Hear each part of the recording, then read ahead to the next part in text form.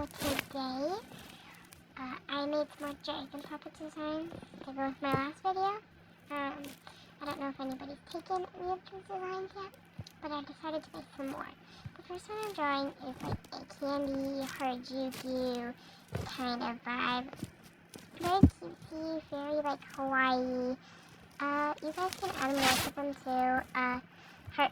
And also, this next one is like a protogen bear sort of vibe. Yeah, I had a bit of trouble, like with her mouth and stuff. Y'all can color them in, you guys can add more details. To be honest, the Harajuku one is my favorite, I think.